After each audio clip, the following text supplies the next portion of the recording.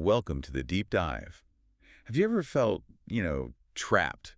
Like you're putting in all this effort, staring at the same page for hours, highlighting everything in sight, feeling just exhausted? And then you realize you haven't actually held on to anything useful. It's a really common feeling. Well, if that sounds familiar, this deep dive is definitely for you. Right. We're going to try and dismantle that old myth, the one that says just grinding harder, studying longer is always the answer. Right, because it often isn't. Our whole point today is pretty simple, but honestly, it could change everything. Yeah, It's about studying smarter, not just, putting in more hours. exactly. That paradox you mentioned, the student who works incredibly hard but doesn't see the results, that's precisely what our sources dig into. We tend to think time equals mastery. Yeah, it seems logical, right? It does, but the research we've looked at, it shows a clear gap. Sure, someone's natural intelligence sets a kind of potential ceiling, but it's the habits, the effective study strategies you actually use day in, day out that really determine how well you perform. That's what shapes the academic outcomes. Okay. So for anyone listening right now who's stuck in that cycle, long hours, frustrating results, that feeling of inconsistency, our goal here is really clear. We've got all this research, loads of analysis, practical techniques. We need to structure it all into a clear path forward, something you can use like right away. Yeah, make it actionable. Our mission then, let's identify those unproductive patterns you might be stuck in. Then let's analyze the reasons why, the root causes, which are often surprising and not just about laziness or discipline. Definitely not just about discipline. And finally, we want to equip you right now with a detailed toolkit, practical stuff based on evidence. The idea is by the end of this, you'll feel ready to shift from just being a hard worker to being a really strategic, smart learner. A much more effective and probably happier learner, too. Absolutely. Less frustration, more actual learning. Okay, so first things first. We need to clearly define what we're actually talking about when we say poor study habits. What is this enemy we're facing? Good point. What's the core definition? Across the sources, it consistently points to learning patterns that are, well, disorganized, maybe passive, or just plain unproductive. Okay. And the result is always the same. You understand less, you remember less, and your grades or performance don't really reflect what you're capable of. And it's important to stress, like you said earlier, this isn't necessarily about the student who's slacking off, is it? Not at all. In fact, that's the tricky part. Many students who fall into these habits are incredibly diligent. They put the hours in. So what's going wrong then? It's the techniques they're using. They're just inefficient. Think about rote memorization, just repeating facts again and again. Yeah, flashcards with definitions maybe? Exactly. But without ever really pushing yourself to connect those facts, to understand the why behind them, the context, or maybe it's studying without any kind of revision plan. Just reading chapter after chapter and hoping it sticks. Right. Hoping for some kind of magic absorption. It doesn't work that way, unfortunately. No. And this leads to what the research calls a real irony. These students often look like the hardest workers. You see them in the library for 8 hours straight. Notes highlighted in 5 different colors. Precisely. It looks impressive, but the progress, minimal. Because the methods themselves are passive. They're not engaging the brain effectively. And that must be crushing. It is. It creates this brutal cycle. You're disappointed because the results don't match the effort. You get mentally exhausted, seriously fatigued, and your motivation just plummets. Because why bother if it feels like nothing works? Exactly. That effort-to-result ratio is completely skewed, and it feels terrible. And the consequences go way beyond just a bad grade on a test, right? It's not just academic. Oh, far beyond. Let's break down the real costs here, because they hit on multiple levels. Okay. Academically, the most obvious one is, well, underachievement. Consistently performing below your potential. You know you could do better, but your methods are holding you back. That's incredibly frustrating in itself. Hugely. Then there's the psychological toll. The stress, the anxiety that builds up, and actual burnout. Especially when those long, pointless study sessions just lead to exhaustion without any feeling of accomplishment. Right. You're tired, but you don't feel like you've actually done anything meaningful. And this is where it gets really damaging internally. When you work that hard and consistently fall short, what do you blame? Yourself, probably. You think you're just not smart enough. Exactly. The mind rarely blames the method. It defaults to, I'm just not good at this, or I'm not intelligent, and that eats away at your self-esteem. Which then makes you want to avoid the subject or studying altogether. Precisely. It feeds avoidance behavior. If you convince yourself you're inherently bad at math, why would you try a new, maybe challenging study technique for it? You assume it won't work for you. It's a trap. It is. And another major issue is long-term retention, or rather, the lack of it. So the classic cramming problem. Yes. If you learn something just through cramming or shallow memorization, the memory trace is weak. It's fragile. It disappears right after the exam. Poof, gone. Because the knowledge wasn't truly understood or integrated, you basically just rented it for the test. Which makes future learning harder too, because you don't have that foundation. Absolutely. And this leads straight into those behavioral consequences. Students start to genuinely dislike studying, or they develop a real aversion to specific subjects where they feel like failures. It shapes their whole attitude towards learning. Okay, so we see the problem, we see the consequences. Now the big question, why? Why do students, even the ones who really try hard, fall into these bad habits? Right. Because the easy answer is just lack of discipline, but that's usually not the whole story. Not even close. Our sources actually break it down into, what, 4 main categories of causes? Yes, 4 distinct areas, and looking at these really shifts the perspective. It's often less about individual laziness and more about lacking the right tools or even systemic issues. Makes sense. So where do we start? Let's begin internally with the psychological causes. And probably the single biggest factor identified in the research here is something called metacognition, or rather, a lack of it. Metacognition. Okay, sounds important.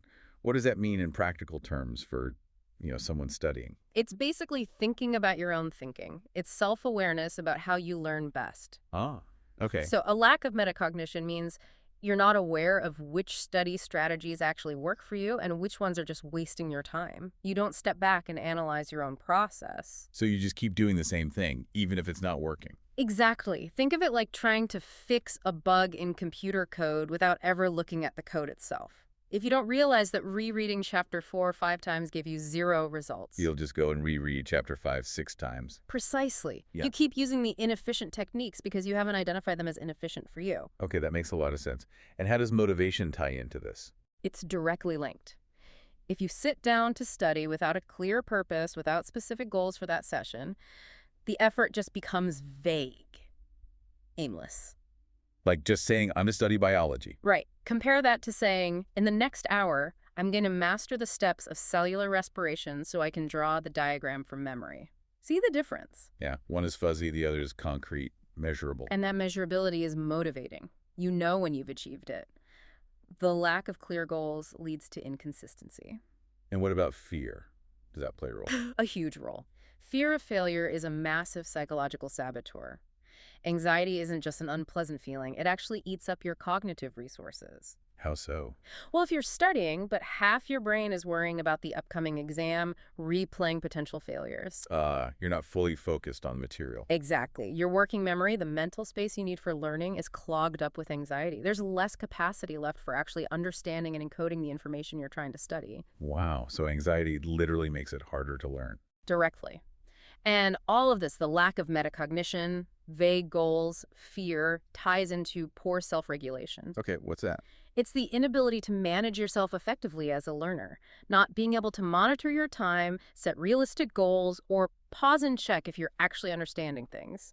Like studying for an hour straight without stopping to ask, okay, what did I actually learn just now? Can I explain it? Precisely that. It's studying without reflection or evaluation, just passively moving through the material. Okay, so those are the internal factors. What about the external ones? The environment. Right. Let's shift focus to the environmental and institutional causes. Because this is important. It shows it's not always just the student's fault. The system itself can contribute. How does the education system play into this? Well, many traditional teaching methods, unfortunately, still put a heavy emphasis on just memorizing facts, inputting information. Rather than, say, understanding concepts or applying them. Exactly. The focus is often on recall for tests, not necessarily on deep comprehension or critical thinking. So the system itself might encourage surface-level learning. It can, yeah. And another critical point the sources raise, students often don't get any formal training in how to study effectively. We teach them subjects, but not the skill of learning itself. Precisely. We expect them to perform complex cognitive tasks, like synthesizing information, evaluating arguments, but we rarely teach them the practical mechanics of how to do that efficiently. We teach chemistry, but not how to learn chemistry. That seems like a major oversight. It is. And then you add the pressure cooker environment. Packed schedules, tons of exams. Overcrowded syllabi, high-stakes testing. It forces students into a rushed approach. The priority becomes just covering the material, getting through it, rather than truly mastering it. There's often just no time perceived for deeper learning. So the environment actively discourages good habits sometimes. It certainly can. Okay, category 3, social and familial causes. What's happening at home and with peers? Right, the support system. Or lack thereof. Yeah. Sometimes it's as simple as a lack of structure or guidance at home. No quiet place to study, no consistent schedule, maybe no one modeling good habits. And the sources mention comparison too. Yes, unhealthy comparison. This can be really damaging. A student sees a sibling or friend studying for, say, 10 hours straight. And feels like they have to do the same, even if it's unproductive time. Exactly. The focus shifts entirely from the quality of the studying, what you actually accomplish, to the sheer quantity of time spent sitting there. It becomes a performance of effort, not actual learning. That sounds stressful. What about being too busy? That's another big one. Overscheduled routines. Students today are often juggling classes, extracurriculars, maybe part-time jobs. Leaving very little downtime. Right. And specifically, very little time for reflection. Reflection isn't just zoning out, it's a vital part of learning. It's when your brain actually processes, connects, and consolidates the information you've taken in. So if you rush from one thing to the next. You deny your brain that crucial processing time. The information doesn't get properly filed away, it stays superficial. And then the classic problem. All the friends. Peer distractions, yes. Group study can be effective. But the sources note that without clear goals and structure, these sessions often just turn into social time. Yeah, easily done. 5 minutes of work, 30 minutes of chatting. Exactly. It completely derails any focused effort. Okay, one last category. The physical stuff. The cognitive and biological causes. These are the non-negotiables. You just can't willpower your way through biology. Sleep comes to mind immediately. Absolutely critical. The link between chronic sleep deprivation and poor concentration, low retention, it's undeniable. The research is crystal clear on this. How exactly does sleep help with learning? It's essential for memory consolidation. When you learn something new during the day, your brain works during certain sleep stages, particularly REM sleep, to lock down that information, strengthen the connections, and file it for long-term recall. So if you pull an all-nighter, you're essentially skipping that vital filing process. The consolidation is cut short or it fails altogether. Much of what you tried to cram in will simply be forgotten very quickly. So sleep isn't a break from studying. It's an essential part of the studying process itself. You need it for the learning to actually stick. Makes sense. Being tired just makes it harder to focus anyway. Dramatically harder. Your ability to pay attention, to encode new information, it just plummets when you're fatigued. And beyond sleep. Are there other biological factors? Yes. The sources also wisely point out the possibility of undiagnosed issues, things like learning disabilities or attention deficits like ADHD. So someone might be struggling not because their methods are bad in general, but because those methods don't suit their specific brain wiring. Exactly.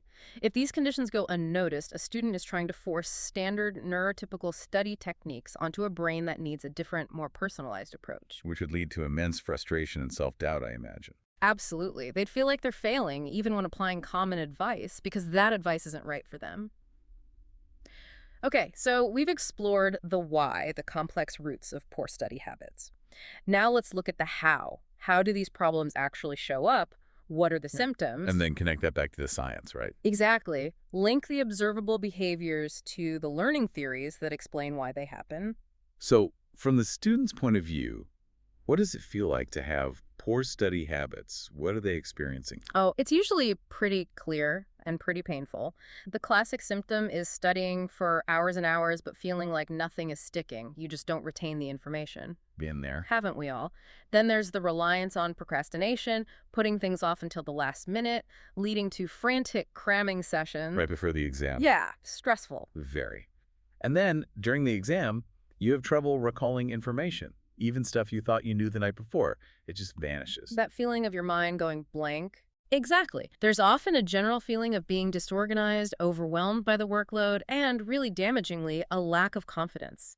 Even after putting in significant revision time, you still feel unsure. You don't trust that you actually know it. Precisely. Now, from a teacher's perspective or an outsider's view, the signs are also quite visible. What would a teacher notice? Inconsistent performance is a big one. A student who clearly seems to be trying hard, but whose results fluctuate wildly. Disorganized work is another telltale sign. Messy notebooks, poorly structured essays or assignments. Maybe problems with presentation, like sloppy handwriting because they're always rushing? Yes, that can be part of it. But more fundamentally, teachers might notice an inability to connect concepts learned in different parts of the course or to apply knowledge to new situations. They know the facts, but can't use them flexibly. Right. And during tests or assessments, there might be an over-reliance on guessing rather than demonstrating structured, confident recall. Okay, so these are the symptoms. Now, how does learning science explain why these things happen? Let's start with Kolb's theory. Yes, David Kolb's experiential learning theory from 1984. It's a really useful model. Kolb saw learning as a cycle, a continuous four-stage process. What are the stages? It starts with concrete experience, basically. Doing something or having an experience like reading a chapter or watching a demonstration. Oh. Then comes reflective observation, stepping back, reviewing, thinking about what you just experienced or observed. Next is abstract conceptualization, trying to understand the underlying theory, the concepts, the why behind it, making sense of it all. Right. And finally, active experimentation, taking what you've conceptualized and applying it, trying it out in a new situation, testing your understanding. So experience, reflect, understand, apply. A cycle. Exactly. Now, how does the student with poor habits mess this up? They skip steps. Bingo. They often rush the cycle. They might jump straight from the concrete experience, reading the chapter maybe, to trying abstract conceptualization, trying to memorize definitions. But they miss the reflection and the application. Crucially, yes. They skip the reflective observation, thinking about how this new information connects to what they already know, what it really means. And they skip the active experimentation, trying to use the information, solve a problem with it, explain it. So they're just exposing themselves to information, not actually processing it deeply. That's a perfect way to put it. If you skip those vital processing steps, you're not really learning in a durable way. The data just fades because it wasn't properly integrated. Okay, that makes sense. What about Bloom's taxonomy? How does that fit in? It's about different levels of thinking, right? Yes. Bloom's taxonomy from 1956 gives us a hierarchy of cognitive skills. Think of it like a pyramid. And rote learning is at the bottom. Exactly. The very bottom level is remembering, just recalling facts. Basic memorization. That's the lowest order of thinking. But the goal of education is to get higher up the pyramid. Absolutely. The higher levels are understanding, applying, analyzing, evaluating, and creating. That's where real learning happens. Can you give an example? Like with history? Sure. Remembering might be knowing the date a battle happened. Understanding is explaining the causes of the battle. A client could be comparing that battle strategy to another one. Analyzing might be breaking down the different factors that led to the outcome. Evaluating would be judging the significance of the battle. Creating could be writing a counterfactual history, see the progression. Yeah, much deeper engagement at the top. Definitely. Now, students stuck in poor habits, like relying solely on rote memorization, they stay stuck at the very bottom. Just got the remembering level. Right. They never climb the taxonomy. They can maybe spit back a definition, but they can't explain it in their own words, understanding, or use it to solve a new problem, applying, or see how it relates to other concepts, analyzing. Which is why they might panic on exams when the question isn't phrased exactly like they memorized it. Precisely. The underlying concept might be the same, but because they haven't reached the understanding or application level, an unfamiliar presentation throws them completely. Okay. And the last theory, Bandura. That's about belief, right? Yes, Albert Bandura's self-efficacy theory from 1997. This brings the psychology back in and helps explain why breaking bad habits can be so hard. How does self-efficacy work? Self-efficacy is simply your belief in your own ability to succeed at a specific task. Bandura showed it's a primary driver of our behavior. So if you believe you can do it, you're more likely to try hard. Exactly. High self-efficacy leads you to adopt better strategies, to persist when things get tough, to put in the effort. But what happens when poor study habits lead to poor results repeatedly? Your belief in yourself takes a hit. Your self-efficacy goes down. Precisely. It erodes. And this Yeah. creates that negative feedback loop we talked about earlier. The student starts thinking, see, I knew I was bad at physics. So they try less hard or use even less effective methods because they don't believe anything will work for them. Which leads to another failure, which further damages their self-belief. It's a downward spiral. Breaking that cycle often requires experiencing some success, building that confidence back up with better strategies. It really shows how interconnected the methods and the mindset are. Absolutely. And the good news is we have solid data showing that using better strategies genuinely works. It's not just theory. Let's hear the numbers. What does the research say? Okay, some powerful stats. The American Psychological Association, back in 2020, found that students using active recall actively retrieving information from memory and spaced repetition. We'll get into what those are later, I assume. Definitely. Students using those techniques consistently outperform students relying on passive methods, like rereading, about 40%. 40%? That's huge. That's massive. That's potentially the difference between struggling and excelling. Wow. Any other data points? Yeah, another one from UNESCO in 2023. They found that skills like study planning and self-regulated learning, basically, being strategic and managing your own learning process, improve academic success by around 25% across the board globally. So the evidence is clear. Structure, strategy, they make a real measurable difference. Undeniably, it confirms the whole premise. It really is about working smarter, using the right techniques, not just putting in endless, directionless hours. Okay, this is the part everyone's been waiting for, I think. We've defined the problem, explored the causes, seen the symptoms, got the scientific backing. Now let's get practical. The toolkit. Exactly, the how-to guide. If you're listening and thinking, okay, I need to change something, but what do I actually do? This is for you. We've pulled together the most effective evidence-based strategies from the sources, right? And broken them down. Yes, into 6 key pillars. And we're not just going to list them. We'll explain why they work and how you can implement them, like starting today. Perfect. Let's dive in. Pillar number 1. Pillar 1, structuring the learning environment. You need to create the right conditions for focused work. Success doesn't happen in chaos. Makes sense. So what's the first step here? Timetables. Personalized timetables, yes, but not just blocking out random chunks of time. You need to be strategic. How so? Base it on subject difficulty and importance. And critically, schedule your toughest subjects, the ones needing your sharpest focus during your personal peak energy times. So figure out if you're a morning person or an afternoon person for the hard stuff. Exactly. Don't try to tackle complex calculus right after lunch if that's when you always feel sleepy. Align the task demand with your natural energy levels. Good tip. What else for structuring the environment? Get visual. Don't just keep plans in your head. Use actual visual planning tools. A physical weekly planner on your wall, maybe a digital tool like Trello or a simple Kanban board, something you can see. To track progress. Yes, and manage tasks. Also, maintain a study log. But here's the key. Focus the log on productivity. What did you actually finish or achieve? Not just studied for 2 hours. Focus on output, not just input time. Precisely. And probably the most crucial change for structuring sessions, set clear micro goals. Okay, break that down. Micro goals. Never, ever start a study session with a vague aim like study history. It's too fuzzy. Your goal needs to be specific, measurable, and time-bound. Give me an example. Okay, instead of study history, try. In the next 30 minutes, I will create 5 flashcards summarizing the key causes of the French Revolution, and then I'll immediately test myself on them. Very concrete. You know exactly what success looks like for that block of time. Yes, it prevents drifting and keeps you focused on a tangible outcome. Love it. Okay, pillar 2. Pillar 2, adopting effective study techniques. This is where we ditch the passive stuff, especially rote learning, and bring in methods that really engage your brain. The anti-rote pillar. What's the top of the list? You mentioned active recall earlier. Yes, active recall or retrieval practice. This is the single most powerful technique, according to the research. Remember that 40% improvement. How does it work again? Instead of just rereading your notes or the textbook, you actively force your brain to retrieve the information. Close the book, cover your notes, and try to recall it. Like writing down everything you remember. Yeah. Or explaining it out loud. Exactly. Or doing practice questions, using flashcards the right way. testing yourself, not just looking at the answers. The key is the effort involved in pulling the information out of your memory. That's what strengthens the neural pathways. Makes sense. Effortful retrieval equals stronger memory.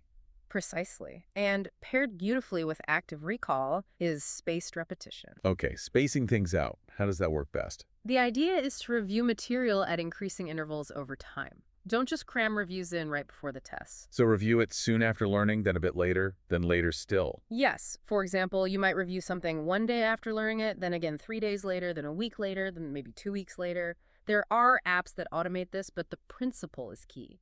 Strategic spacing fights the natural forgetting curve. It tells your brain, hey, this information's important, keep it accessible. Much more efficient than mass practice, like reviewing everything 10 times the night before. Far more efficient for long-term retention. Okay, another great technique, SQ3R. SQ3R, what does that stand for? Survey, question, read, recite, review. It's a structured approach to reading comprehension. How does it work? First, survey. Quickly skim the chapter, look at headings, subheadings, summaries, images to get a general sense of the structure and topics. Okay, get the lay of the land. Then, question. Turn those headings and subheadings into specific questions you want the chapter to answer. This primes your brain to look for specific information. Makes reading more active. Exactly. Then read. Read the chapter actively, looking for the answers to your questions. Next, recite. After each section, pause, look away from the book, and try to summarize the key points or answer your questions out loud in your own words. This is a form of active recall. Testing yourself as you go. Right. And finally, review. Once you finish the chapter, go back over your notes, your questions, and the main points to consolidate everything. It forces much deeper engagement than just passively reading. That sounds really thorough. It is. And one more for this pillar, peer teaching. Teaching someone else. Yes. Trying to explain a concept clearly and simply to a classmate, or even just pretending to explain it to an empty chair, is an incredibly powerful way to solidify your own understanding. Because you have to organize the information, find analogies. You have to really understand it yourself to explain it well. It forces you up Bloom's taxonomy beyond mere recall into application and analysis. It reveals gaps in your own knowledge very quickly. Great techniques. Okay, pillar 3. Pillar 3, enhancing cognitive retention. These are strategies that work with your brain's natural memory processes. Leveraging how memory works. What's first? Constructive association. This means actively linking new information to things you already know. Don't learn facts in isolation. Create connections. Yes. Build a mental scaffold. If you're learning about a historical event, connect it to other events you know from that period, or even to something in your own life that feels analogous. The more connections you create, the more retrieval paths you have to access that memory later. Makes it less likely to get lost in your brain. Exactly. Next up, a time management technique that aids focus. The Pomodoro technique. Ah, yes, the tomato timer. Short bursts of work. Right. Typically, you work with intense focus for a short period, say 25 minutes, and then take a mandatory short break, maybe 5 minutes. Get up, move around. What does that help? It works with your natural attention span. It's hard to maintain peak focus for hours on end. Short bursts prevent mental fatigue, keep your focus sharp during the work intervals, and the breaks help reset your attention. It combats that feeling of just staring blankly after an hour. Makes sense. Quality over quantity of focus time. Precisely. Also, engage more senses. Multisensory learning. Don't just read. Right. Don't just use your eyes. Read key concepts aloud. Auditory. Write summaries by hand. Kinesthetic. Draw diagrams or mind maps. Visual. Visualize processes. The more senses you involve in encoding the information, the richer and stronger the memory trace becomes. Use your whole brain, basically. Yeah, pretty much. And a final crucial tip for retention: leverage memory consolidation, especially around sleep. We talked about sleep's importance. How do we optimize it for learning? 2 key moments. Do a very brief, maybe 5-minute review of the most important points you studied that day right before you go to sleep. Priming the brain for consolidation. Exactly. And then do another quick review of those same key points first thing when you wake up. This combination, reviewing before sleep and again upon waking, significantly boosts long-term retention according to research. Simple but powerful. Okay, pillar 4. Pillar 4, strengthening self-regulation and planning. This is about becoming the CEO of your own learning. Taking control. Managing the process. Start with setting proper goals. We mentioned micro goals for sessions, but also set weekly goals using the SMART framework. SMART goals. Specific, measurable, achievable. Relevant and time-bound, yes. Don't just say, I'll study more this week. Instead, say, by Friday evening, I will complete practice problem sets 1 through 3 for Chapter 7 and score at least 80% on the self-quiz. Again, concrete and measurable. You know if you hit it or not. Exactly. It provides direction and allows for meaningful tracking of progress. What else for self-regulation? Try the done list approach. This is a great motivational tool. Instead of just focusing on your massive to-do list, which can feel overwhelming. Keep a list of what you've actually accomplished. Yes. At the end of each day or study session, jot down what you successfully completed. Seeing that record of achievement builds momentum and boosts that self-efficacy we talked about. It shifts focus from what's left to do to what you've already done. Nice psychological trick. I like that. It works. Also, plan study sessions around your natural energy peaks. We mention this for scheduling tough subjects, but it applies generally. Do your most demanding cognitive work when you naturally feel sharpest. Don't fight your own biology. No, work with it. And finally, a golden rule for effective learning. Avoid multitasking. Trying to study while texting and watching TV? Bad idea. Our brains aren't really built for true multitasking, especially complex tasks like learning. You end up doing multiple things poorly, with shallow processing for each. Focus on one topic, one task. Complete it thoroughly before switching. Mastery of one thing beats superficial coverage of 5 things every time for long-term retention. Focus is key. Okay, we have 2 pillars left and they seem related. Yes, we've combined pillars 5 and 6, psychological support and lifestyle well-being. Because all the best strategies in the world won't work if your mind and body aren't in a good place. Addressing burnout and the foundations, what's crucial psychologically? A conscious mindset shift. You have to actively combat negative self-talk. When you catch yourself thinking, ugh, I'll never understand this, it's too hard. Reframe it. Yes. Replace it with a growth mindset affirmation. Something like, okay, this is challenging, but I can improve with practice. Let me break it down into smaller steps. Acknowledge the difficulty, but focus on progress and strategy, not inherent limitation. Building resilience. Exactly. And speaking of breaking things down, make sure you chunk large, intimidating tasks into tiny, manageable steps. If you have a massive research paper due, Don't put right paper on your list for today. please don't. That just invites procrastination because it feels overwhelming. Break it into things like find 5 potential sources today, draft the introduction paragraph tomorrow, outline section 1 the day after. Small, achievable steps combat that feeling of being swamped. And maybe reward yourself for completing those small steps. Absolutely. Build in small, non-academic rewards for hitting those milestones. Positive reinforcement helps. Okay, and the lifestyle well-being part. We know sleep is vital. What else? Foundational stuff. Prioritize that 78 hours of quality sleep non-negotiable. Fuel your brain with a healthy diet. The sources mention omega-3 fatty acids found in fish, flax seeds, fruits, vegetables, nuts, things that support cognitive function. Brain food. Literally. And physical activity. You don't need to run a marathon, but light, regular exercise, even just a brisk walk daily, increases blood flow to the brain, improves mood, and boosts alertness. Simple stuff, but often overlooked when stressed. Very true. Same with hydration. Keep a water bottle handy during study sessions. Even mild dehydration can significantly impair concentration and cognitive performance. Easy fix, big impact. Huge impact.